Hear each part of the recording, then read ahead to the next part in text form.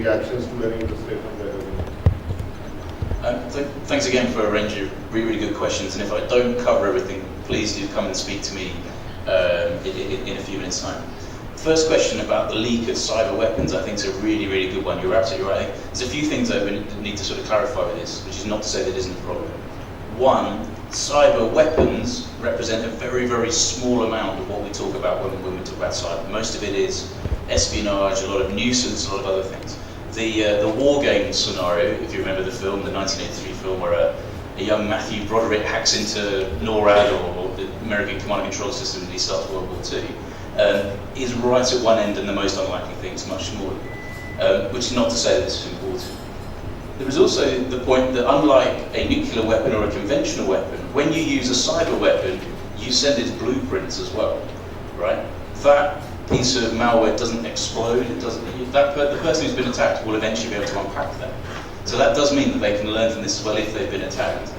But the third thing with this is, and this is again what makes cyber very different, is once you use a particular weapon, and particularly once you've exploited a vulnerability, a 0-day or whatever else sort of thing, everybody else then rushes to patch that vulnerability.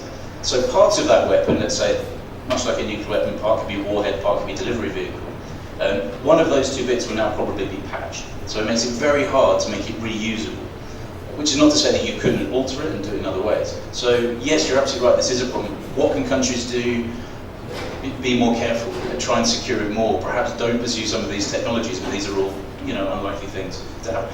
One other thing on that though is one of the things I've noticed speaking with people in the United States is the people that develop cyber weapons in NSA or wherever else are not always the same people that are talking to the defense planners in the Pentagon, for example. So while one hand is developing weapons to go and do something, the other hand that's trying to defend doesn't really know anything about it, so it's actually creating many of the problems there to start. But I'll be happy to discuss that a bit more. Kind of links in with the reconciling technology question and something that Dr. Zalik said earlier. A moratorium on not attacking nuclear C2 with cyber, for me, is an absolute no-brainer. You do not want to go messing around in somebody else's nuclear C2 systems, let alone missiles, whatever.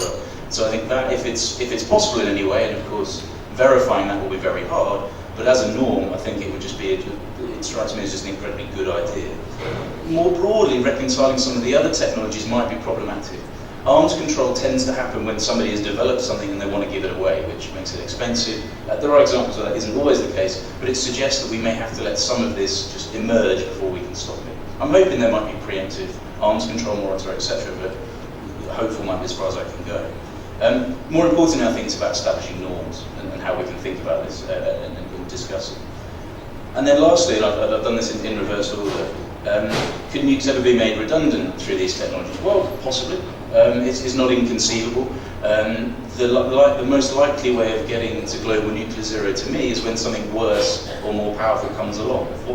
I'm not sure we have that now, but who knows? I don't think it will be cyber, as much as some people say. There's a lot of massive differences that make that the case, but who knows? But in the meantime, I guess the most sensible thing to do is not get caught up in the fetishization of technologies, which a lot of countries are, and keep your nuclear forces fairly simple. Just keep it. It's a much more cost-effective way, at least in the meantime, to do this, and let other countries proliferate in those ways. There are two different questions here, though. One is your deterrence requirements. The other is the broader non-proliferation regime, and those two things here may not link up very well. But some great questions. I'll be happy to talk about those more in Overseas Food. One of the fascinating developments in recent human history has been that the more advanced technologies for warfare have become, the lower the number of casualties in conflicts has actually been. I mean, if we look at the casualties in the First World War, which was in the millions, and similarly in the Second World War, we haven't had wars of this nature since perhaps the Korean War or the Vietnam War. Now, of course, it is true that nuclear weapons are incredibly destructive, so destructive that they could destroy life on Earth as we know it. But this has led to the paradox of the nuclear taboo, where states haven't used nuclear weapons since the Second World War. Deterrence broadly has worked. And we are now in an interesting situation. I mean, if I look back at the documents from the Cold War, at the discussions that Kissinger had with his people in the National Security Council, when he estimated the casualties from potential war in Europe, we're looking at 100 million casualties. Now for us, if we have 1,000 casualties, we think that's a major war. So this is a very good and interesting development.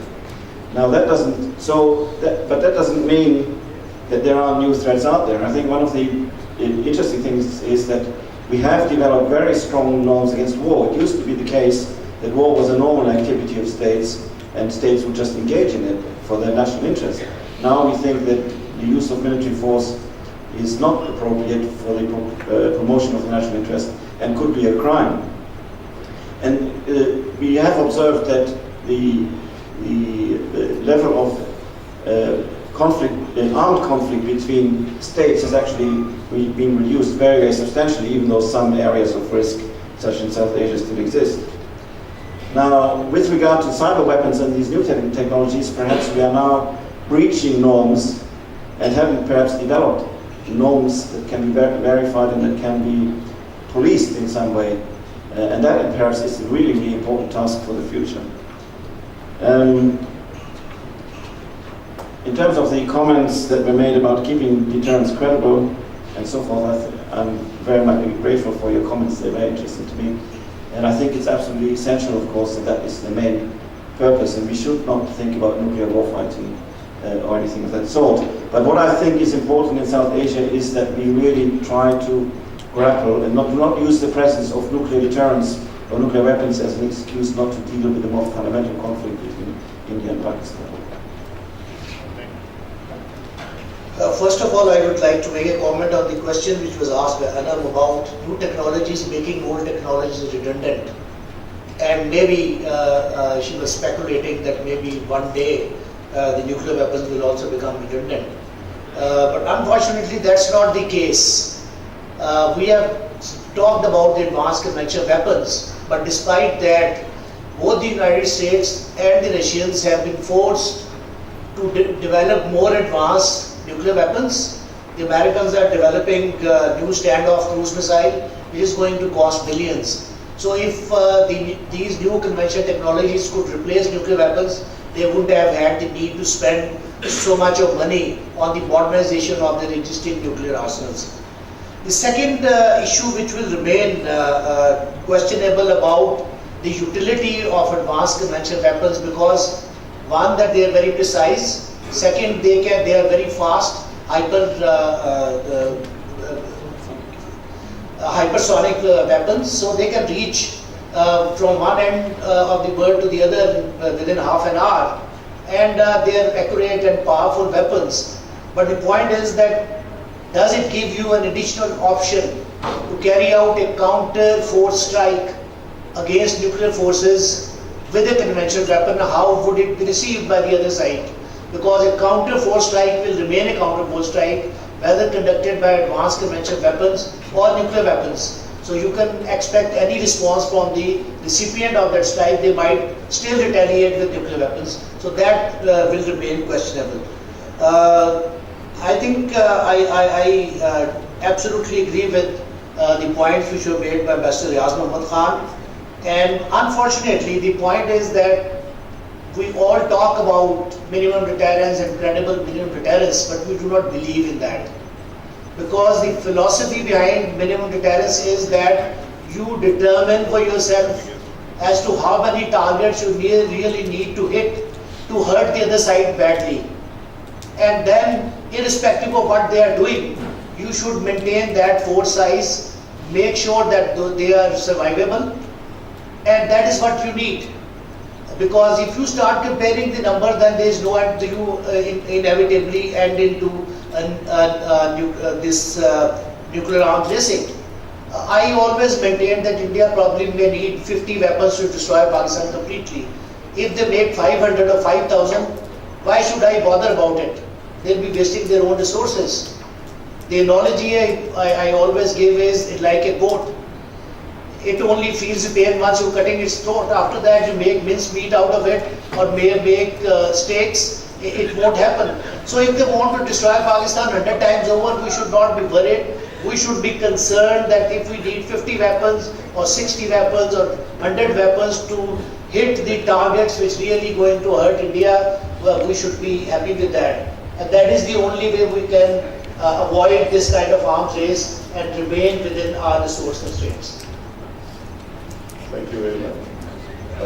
I believe Ryan can see that the dinner is almost ready, so the board example is very apt. Ladies and gentlemen, this has been, in my understanding, the most fascinating session. Each of these presentations perhaps merited a panel by itself or a discussion by itself. I am sensitive to this, that not all issues that have been raised have been addressed, or not all questions have been answered, but perhaps possible, not possible to do so. Everything cannot be covered. But the main takeaway from this is that it gives you several issues to think more about in more detail and perhaps deliberate more into this.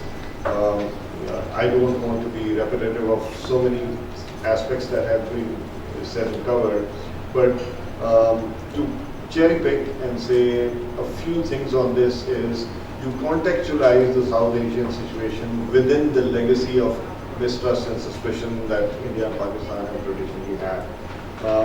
It's very clear that you need homegrown solutions, but you also need common strategic language to understand what the other may be perceiving from the same language that we use. So that's, and it's also very clear that newer technologies will continue to evolve and hence add to the existing challenges in different ways perhaps. Need to respond to provocations would always require to be balanced with, do you really need to go there? Let me quote a quick example is Pakistan's restraint not to go into the same path of missile defense, for example. Despite the fact that you could perhaps see that it gives India a temptation for preemption, or it can give this. If you cannot handle all the Pakistani missiles, you try taking them out before the strike, and etc. So those kind of ideas.